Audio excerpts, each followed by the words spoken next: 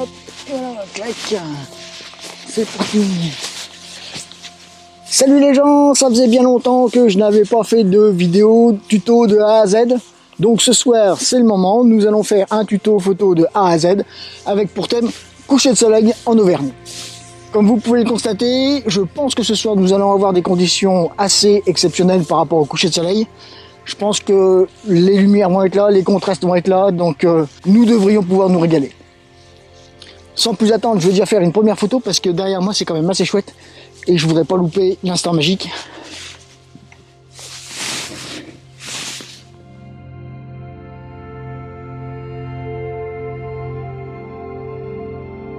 Alors avant de vous parler réglages, je commence déjà à installer un petit peu le kit de filtration sur mon objectif. C'est-à-dire que je commence à visser le polarisant et le système d'attache du système de filtration. Tac, donc là j'ai fait une photo sans filtration, donc sans polarisant. Maintenant je vais faire une deuxième photo avec polarisant pour vous montrer un petit peu la différence entre les deux photos.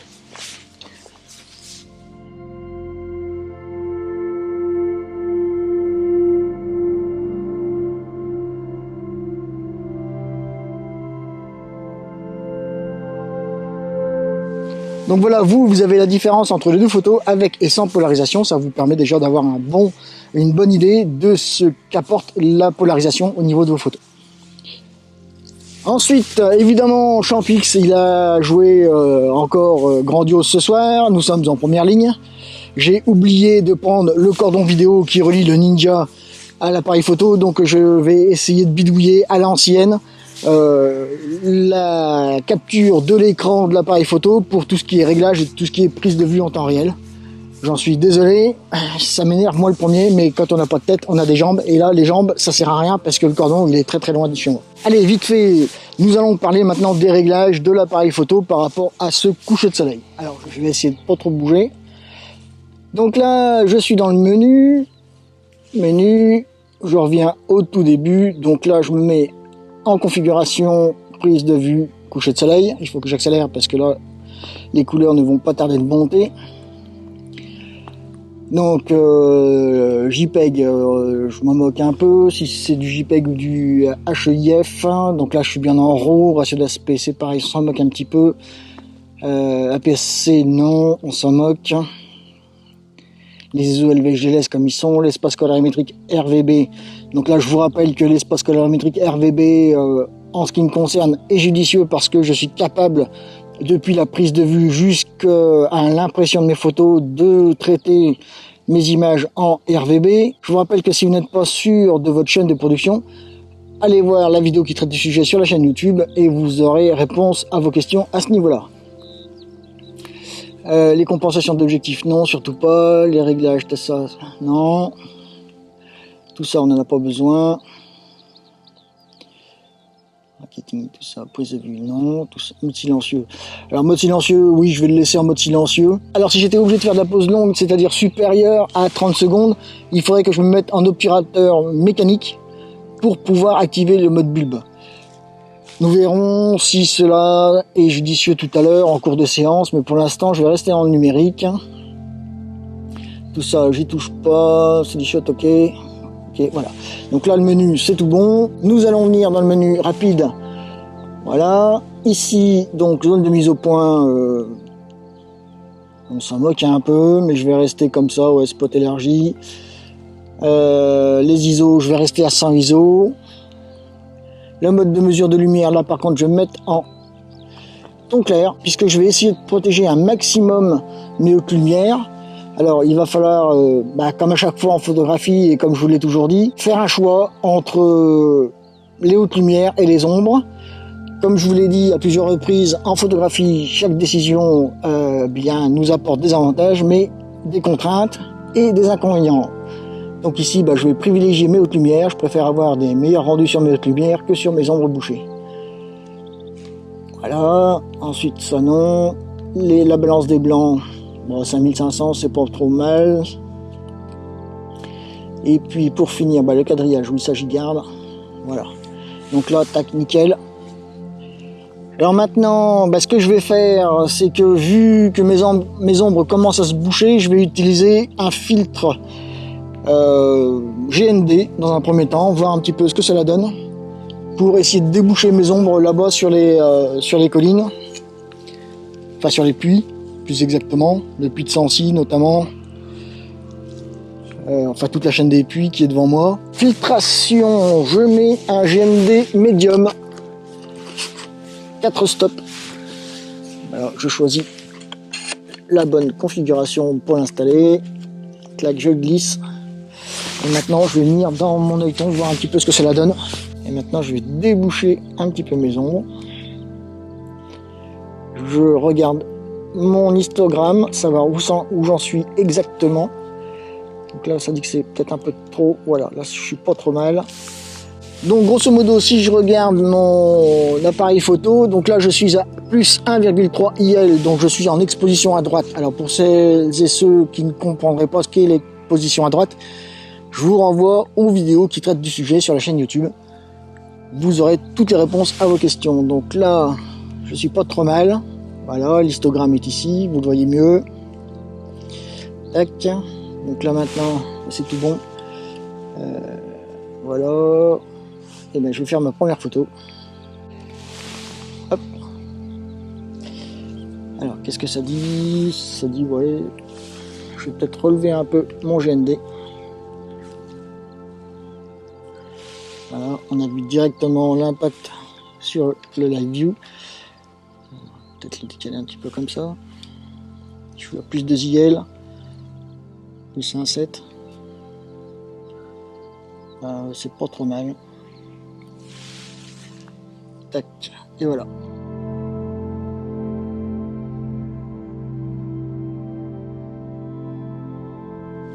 Alors, je pourrais pousser le vice à mettre un filtre ND. Alors, j'ai un 5 stop, j'ai un 10 stop. Pour essayer d'avoir du filet dans mes nuages, ce qui pourrait m'apporter un petit peu un côté artistique à mes photos. Je vais tenter ma chance avec le 5 stop. Parce que si je mets le 10 stop, je vais vite dépasser les 8 minutes d'exposition à cette heure-ci. Donc, aucun intérêt pour nous. Je vais me contenter du 5 stop. Donc, pour mettre le 5 stop, je reprends une exposition normale. Donc, je viens faire mon calcul d'expo. Voilà. Donc là, je prends une photo pour vous montrer. Je suis à 1/80 de seconde, f de 8.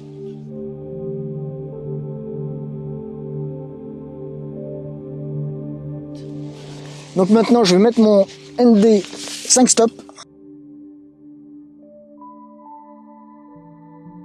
Alors toujours pareil, hein, pour celles et ceux qui ont du mal avec la filtration, j'ai plusieurs vidéos sur la chaîne YouTube qui traitent de la filtration et qui vous expliquent un petit peu le rôle et le but de tous les filtres que vous pouvez trouver dans le commerce.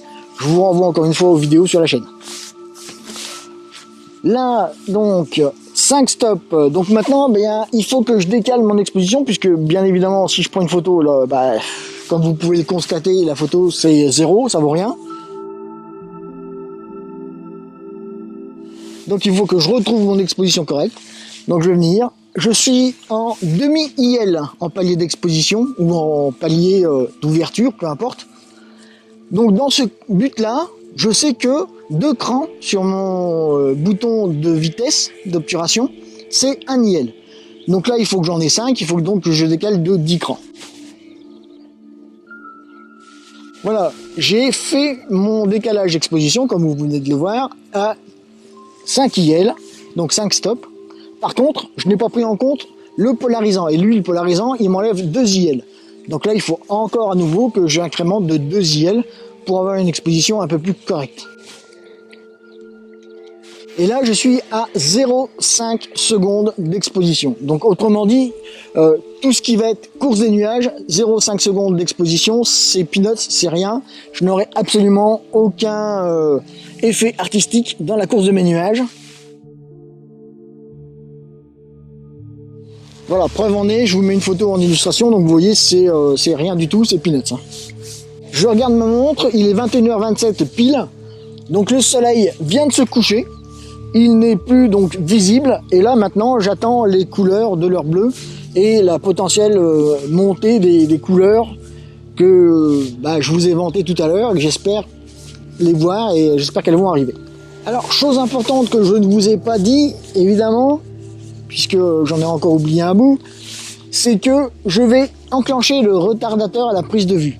C'est-à-dire que je vais venir me mettre en position chronomètre, donc retardateur, voilà, et je vais venir chercher mon retardateur, et là j'ai 10 secondes de retardateur à la prise de vue, 10 secondes ça fait trop, je vais mettre 2 secondes, et 2 secondes ça suffit largement, voilà. Parce qu'entre le moment où je vais déclencher et le moment où la prise de vue va se faire, il va s'écouler 2 secondes pour celles et ceux qui ne sont pas au courant de ce qu'est un retardateur. Et donc, durant ces 2 secondes, mon appareil photo va se stabiliser parce qu'en appuyant sur le déclencheur, je vais potentiellement induire à mon boîtier un mouvement oscillatoire. Et ces 2 secondes vont permettre de compenser ce mouvement d'oscillation et faire en sorte qu'il n'y ait pas de flou de bouger sur ma prise de vue. Voilà, nous avons les premières lueurs rouges là, qui montent dans les nuages. Je vais essayer de les capter. Voilà, nous verrons ce que cela va donner devant l'écran d'ordinateur. Alors, comme vous pouvez peut-être le constater ou pas, la lumière commence vraiment à bien baisser. Donc là maintenant, je suis à 5 secondes d'exposition avec mon GND 4 stop médium et mon ND 5 stop. Donc là maintenant, je commence à avoir des vitesses d'obturation lentes qui vont me permettre de faire ce qu'on appelle des pauses longues et pouvoir avoir commencé. Alors là, les nuages ne se déplacent pas très vite dans le ciel, mais je pense que si je veux avoir un effet de filet dans les nuages, il faut que je fasse des temps d'exposition de l'ordre de 2 à 4 minutes. Donc là, non, ce soir, ça ne vaut pas le coup. 2 à 4 minutes, ça commence à être un peu long pour l'appareil photo et l'usure prématurée du capteur. Mais là, ce soir, nous avons une belle lumière, nous avons de jolis contrastes dans les nuages. J'espère que cela rendra quelque chose. Nous verrons cela tout à l'heure lorsque je vais développer les photos à l'écran de l'ordinateur. Mais j'ai peur que ce soir, malgré la promesse, ça fasse flop.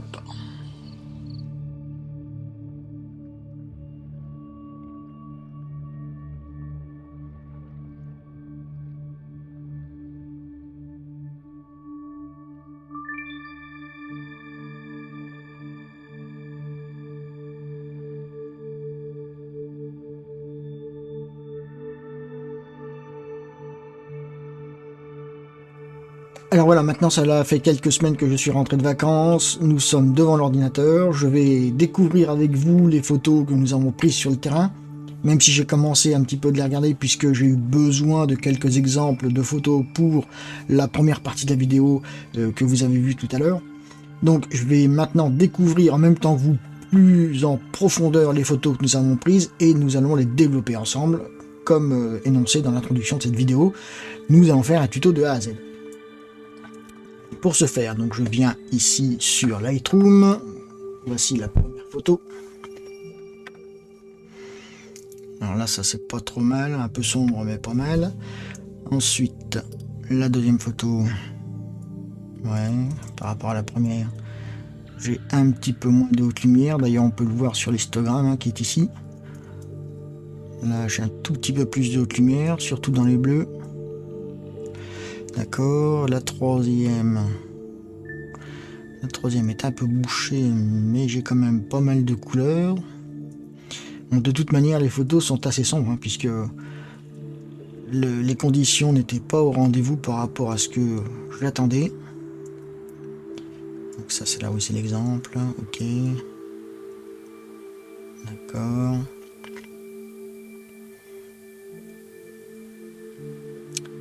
Ouais, donc il n'y a pas grand chose à se mettre sous la dent. Ça c'est pas mal, j'aime bien ça. Il y a un petit peu de flou dans les nuages, un petit peu de flou de bouger. Ok. Ah, ça c'est pas mal ça. Ok.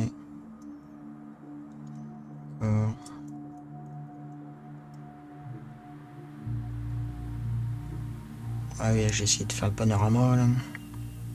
Nous allons essayer ensemble de voir pour ce fameux panorama en 3 photos. Et là, la dernière est pas mal. Bon, et bien nous allons commencer par les dernières. Donc là, j'active bien entendu les profils de correction. Là, je viens mettre là, ici, 50. Détail 40, non, 40, je dis. Tac, j'applique les masquages. Mais non, j'appuie pas sur le bon bouton. Forcément, ça commence bien. Et voilà. Ok. Qu'est-ce que ça dit? Donc là, ça, Adobe Color. Non, moi je veux du standard. Voilà. Tac, là, je suis bien à 5400 Kelvin. Avec une légère déviance sur le rose de plus 14. Je fais auto. Qu'est-ce que cela me dit? Ça a tendance à me déboucher légèrement les ombres. Ok. Je vais appliquer la sauce Champix.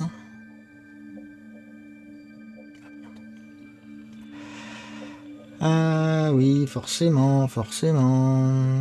Bon, alors, je reviens là, voilà.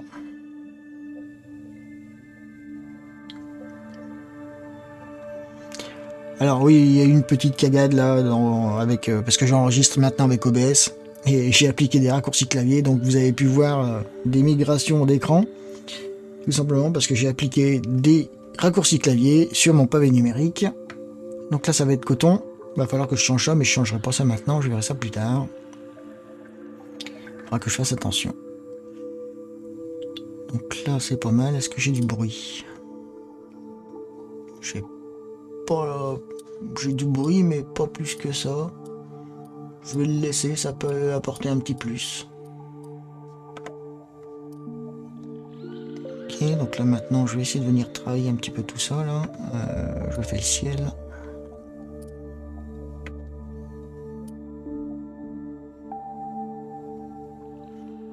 Je fais un petit peu plus dark le ciel, ouais. Je apporte un peu plus de contraste.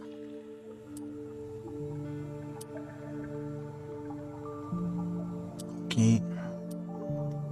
Déboucher mon ciel, d'accord, un petit peu de blanc, un petit peu de noir. Je verrai que je fais légèrement mon ciel. Je vais accentuer les violets. Là maintenant, si je fais un avant-après, ça me dit quoi? Shift, Mac. Alors là, le raccourci clavier, moi je suis sur Mac, donc c'est Shift Y.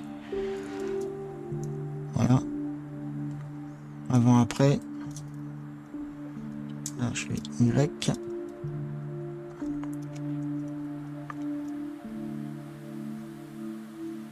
C'est pas trop mal.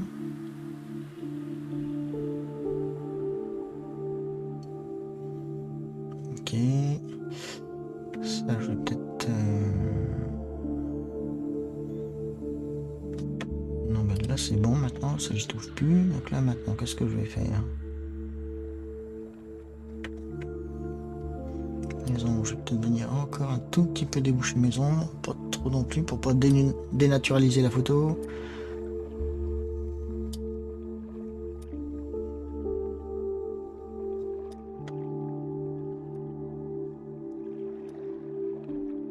Ok. Transformation, j'en ai pas besoin. Bon ben voilà, c'est pas mal ça. C'est pas trop mal. Alors je tourne la tête sur la gauche, enfin sur ma gauche, donc pour vous sur la droite. Parce que j'ai mon écran calibré qui est à droite. Et là où je développe, l'écran est calibré, mais c'est pas un écran calibré à la perfection. Donc j'ai des nuances colorimétriques qui sont assez importantes.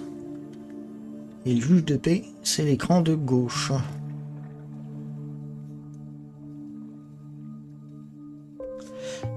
Pas trop mal.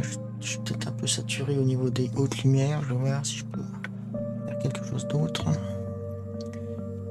Au niveau de mes couleurs, j'ai une montée là. Je me balance des blancs. Si je mets 6300, ça me dit quoi? C'est 6300, j'ai dit.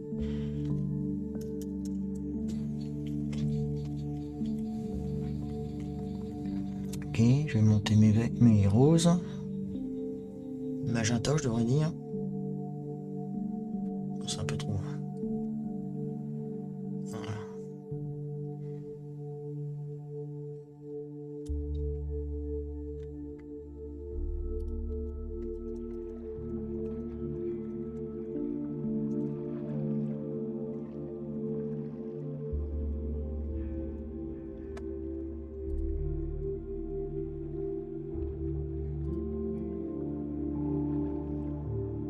Ok, donc pour la première, alors là, la première, quand vous allez voir le rendu que j'ai là, ici, à l'écran, vous allez voir la photo que je vais exporter. Vous allez voir que c'est le jour et la nuit, ça n'a rien à voir. Parce que là, les tons sont vachement violacés, vachement chauds. Alors que de l'autre côté, ils sont un peu plus doux. Je vais peut-être aller casser les hautes lumières à ce niveau-là. Donc, je disais, je vais peut-être casser les hautes lumières à ce niveau-là, parce que sur l'écran calibré, elles me paraissent un peu fortes. Donc, je reviens là, je fais nouveau, dégradé. Je viens là, tac.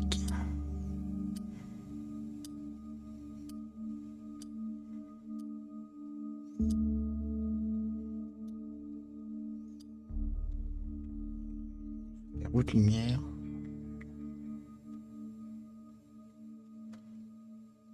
Ouais, c'est nettement mieux. C'est nettement mieux. Ok. Bon bah voilà pour la première photo, je vais en rester là. Ça me paraît pas mal. Je ne touche surtout pas les ombres bouchées qui sont à ce niveau-là, parce que sinon je ne suis plus cohérent par rapport à ma lumière. Et ça, la cohérence par rapport à la lumière, ça il faut absolument y faire très attention. Ce que je vais faire, je vais peut-être un petit peu casser, dégrader, comme ça.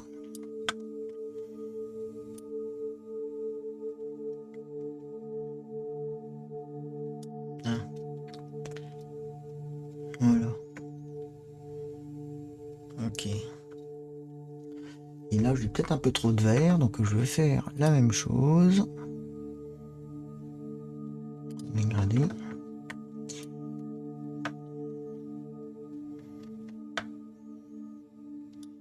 Et là, en fait, je vais venir ajouter du magenta sur mon vert, ce qui va théoriquement l'atténuer. Voilà. Voilà. Et là, cette fois, je en reste là avec cette photo. Tac. Donc là, maintenant, je l'exporte.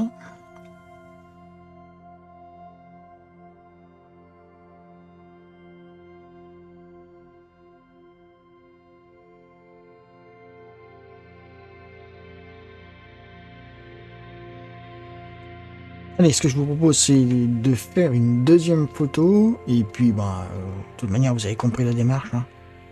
Je vais faire laquelle là?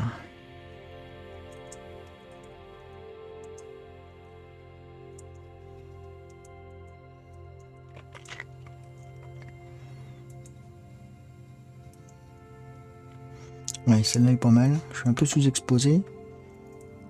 Mais j'ai du flou dans les nuages, donc celle-là est pas mal. Nous allons faire celle-ci. Alors, on applique les profils, comme d'habitude. Voilà. Là, c'est pareil.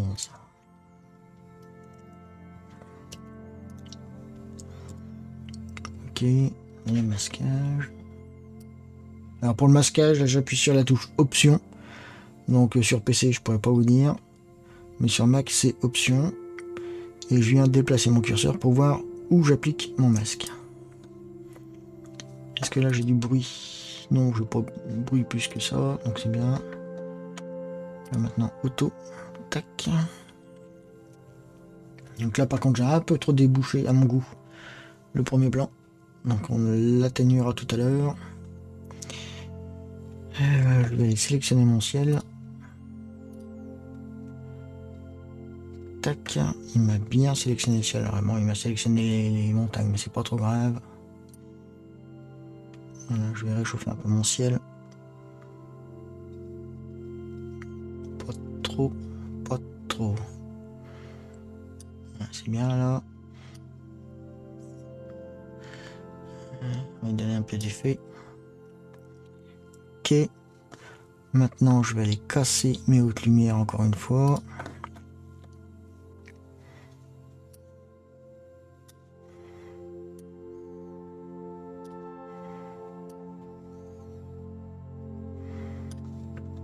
Je pourrais presque pousser. Ouais, je vais faire une petite patate.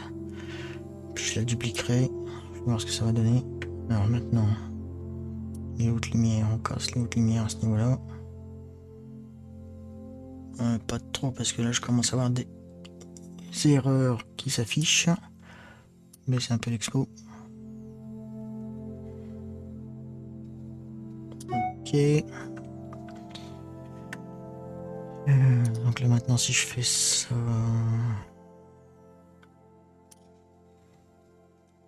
Tac. Et ben, pourquoi tu peux me donner... Voilà, et que je l'amène là, ça me dit quoi? Ah, c'est pas mal. C'est pas mal. Par contre, je vais aller réchauffer un petit peu là, parce que là, c'est pas assez réchauffé à mon goût.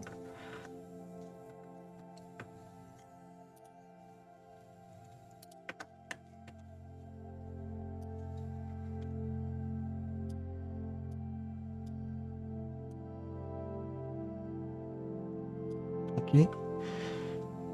Mettre un petit peu les jaunes. Mettre un petit peu de magenta. Et si je pousse violemment, le magenta, ça dit quoi? Ça apporte rien, donc je vais rester correct. 19, c'est bien 19. Ok. Ça c'est bon, là j'ai dit qu'il fallait que je casse là, donc je vais casser là.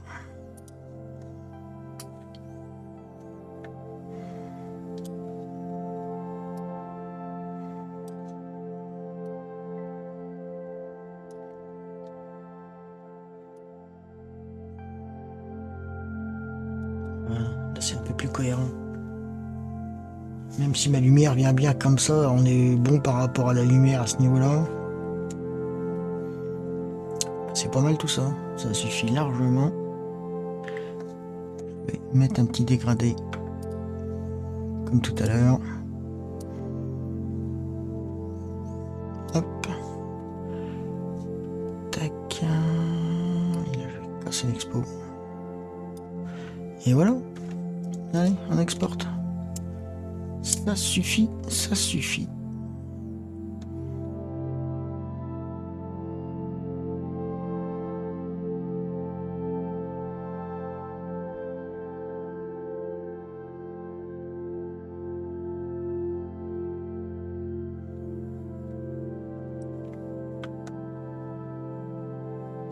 Alors, ce que je vous propose maintenant, c'est que vu que j'ai essayé de faire une photo panoramique au 24, je vais essayer de retrouver les 3 photos en question.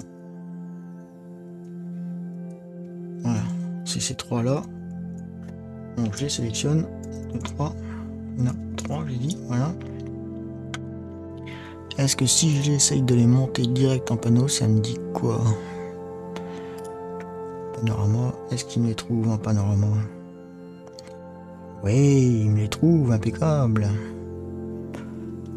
Alors, ce qu'on va faire, donc là on va faire déjà annuler. Donc là je vais revenir. Tac, donc on va faire ça, ça. Le gain, on va faire comme on fait d'habitude. Voilà. On va faire un petit coup de masquage quand même. Voilà.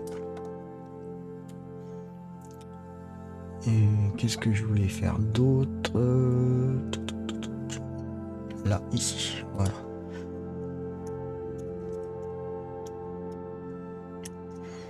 Voilà, et puis après, je toucherai directement sur... Allez, on est reparti. Donc, je fais photo. Fusion de photos, panorama. Là, je choisis donc lequel est le meilleur. Impossible. Sphérique. Cylindrique.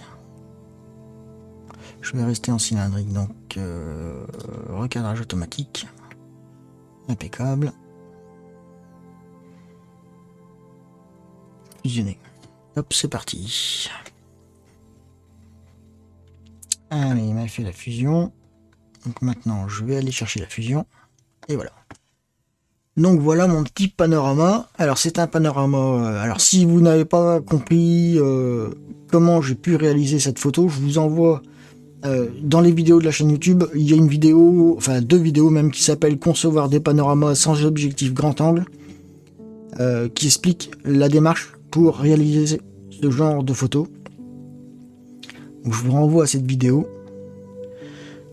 et elle vous expliquera sur le terrain comment faire.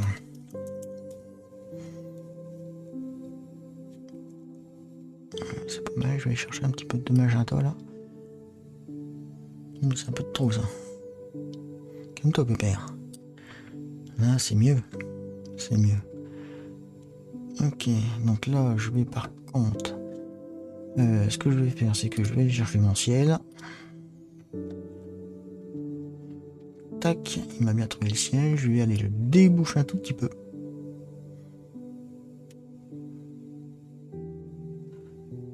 Voilà. Ok. Là maintenant je vais aller rechercher à nouveau mon ciel.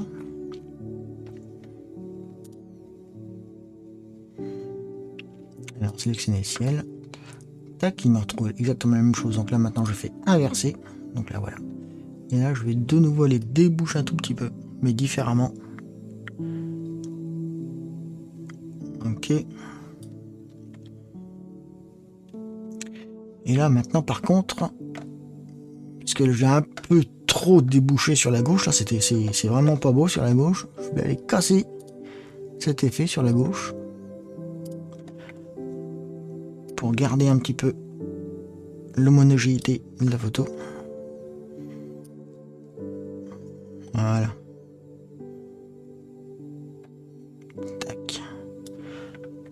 Et voilà, donc là, rebelote. Nous allons casser les hautes lumières à ce niveau-là.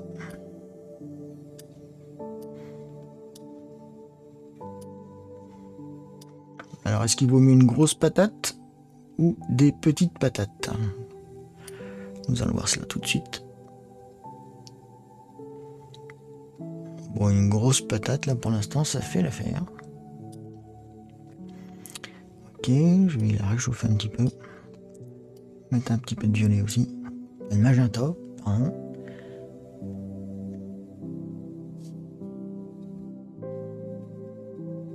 Ok. Ce que j'aimerais bien, c'est peut-être un petit peu déboucher quand même par là.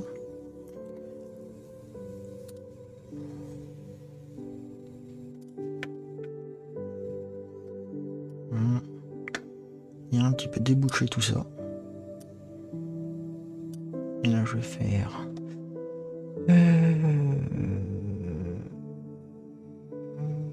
Soustraire. C'est ciel, qu'est-ce qu'il me dit? Voilà. Donc là, pour obtenir ce résultat, alors vous voyez pas toutes les petites pop-up qui s'affichent à l'écran, mais j'ai fait donc soustraire, sélectionner le ciel.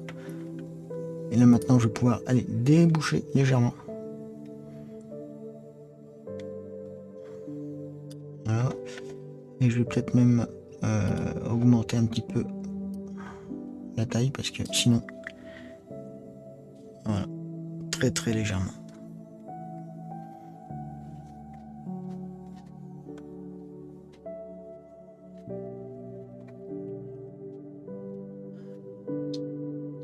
Je t'ai dit que je faisais quoi?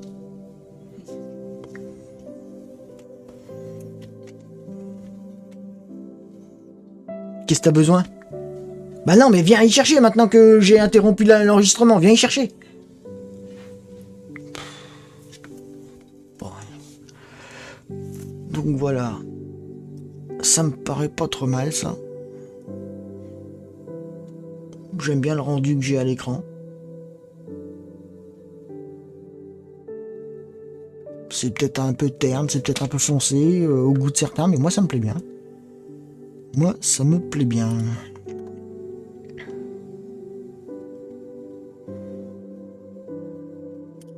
Je vais peut-être même aller chercher un peu de contraste encore. Ouais, voilà.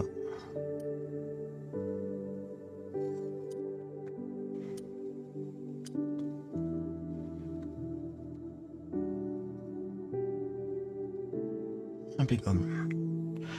Et ben moi j'aime bien le résultat. Alors comme vous pouvez le constater là ici il y a une toute petite déformation optique. Ça c'est dû au grand angle. Hein. Alors, on a cet effet de courbure là qui se sent bien. Et ça, le problème c'est que au lieu de faire 3 photos pour faire ce panorama, j'aurais peut-être dû en faire 4 ou 5. Ça m'aurait évité cette petite courbure sur la clôture qui était droite. Mais de toute manière, si j'essaye de recadrer la photo... Ouais, je suis au taquet, hein, je peux pas recadrer plus. Je peux peut-être aller gagner un peu de ciel là-haut. Non, je peux même pas. Ou sinon, il faut que je déverrouille ça là. Je fais un peu plus de ciel.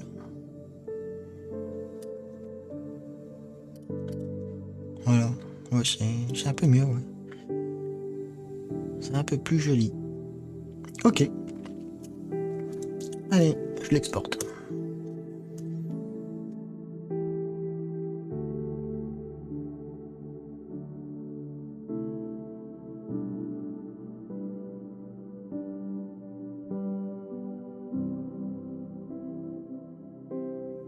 Alors voilà, nous avons fait un petit peu un développement succinct de ces quelques photos prises en coucher de soleil lors de mon séjour en Auvergne.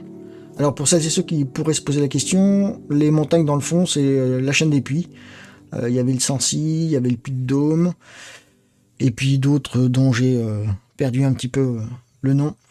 C'était potentiellement un coucher de soleil qui s'était annoncé assez joli au niveau des couleurs, assez intense au niveau des nuages.